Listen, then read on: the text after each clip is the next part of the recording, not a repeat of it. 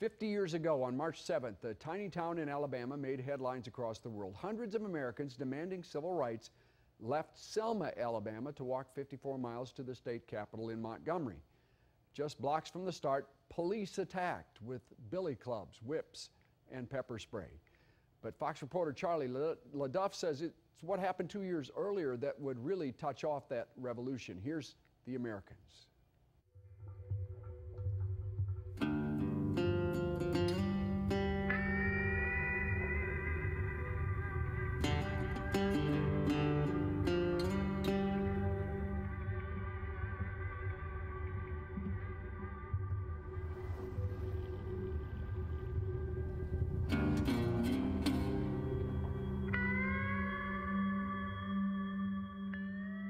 In 1965, peaceful marchers demanding their right to vote are attacked by police in Selma, Alabama. This year marks the 50th anniversary of what is known as Bloody Sunday. There's a Hollywood movie playing now. The media will surely swarm to Selma like ants on a pile. We instead go north to Birmingham, Alabama, where 2 years earlier in 1963, a desperate Martin Luther King, whose movement has stalled, sends thousands of black teenagers and young adults into the streets to protest segregation. Authorities respond with fire hoses and attack dogs.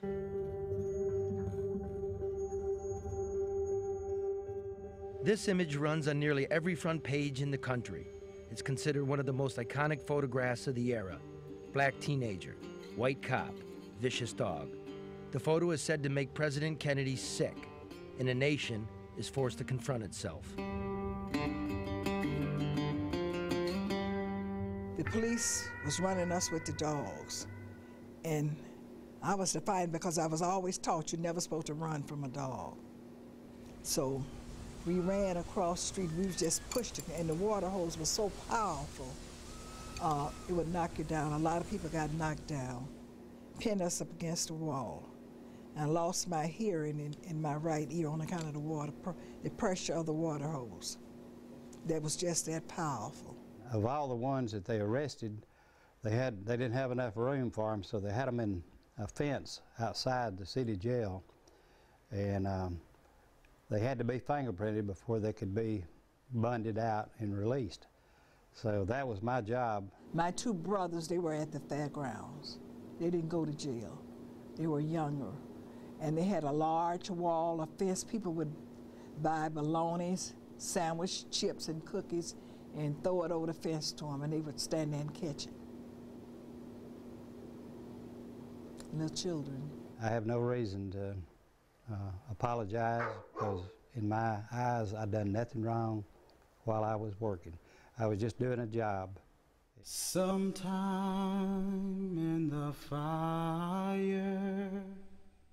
A week later, the city of Birmingham agrees to desegregate. 4 months after that, a bomb planted in a Birmingham church by the Ku Klux Klan kills 4 schoolgirls. Sometime in the water. This marks the turning point in America. The Civil Rights Act is soon enacted, making segregation illegal. No Birmingham, no photo, no March on Washington, and no Selma.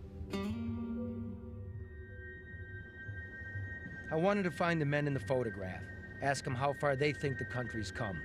The teen's name is Walter Gadsden. I couldn't locate him. He seems to have evaporated into history. The cop has for years been identified in books and articles as Dick Middleton. 2 decades ago, he told historian Diane McWhorter that the photo didn't bother him. Middleton's old colleague remembers him too. Yeah, I've seen it. And that is Officer Middleton.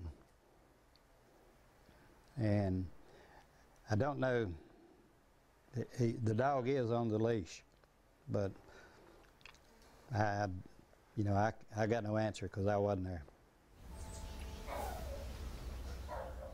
Dick Middleton is still alive, living in Birmingham, Alabama. It's not him. Well, was a Birmingham police officer, yeah? Yeah, that's not him. He told Washington Post it was him. No, it's not. Would you ask him? Would you show him this? Yeah. I mean, people bring it to him like it's not him. So. Oh, people bring it before? People have done it before. Yeah, it's not him. Who is that? I have no idea. It's not him. Some other Birmingham cop. Yeah. You don't think that's Dick? His buddy, his co-worker said it was. Yeah, no, I don't think that's him.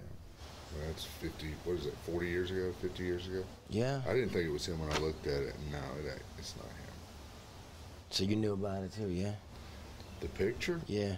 Well, everybody in the world's known about it. Yeah, that's true. You his son? No. Son-in-law. Right.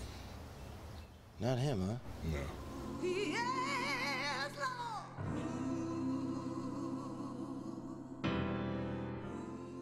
Nobody wants to be that cop, the eternal symbol of oppression. And no matter who he is, we should remember it was the children of Birmingham who filled his jail cells and ultimately fulfilled the promise of one person, one vote. It's a gift we should all accept and put to use.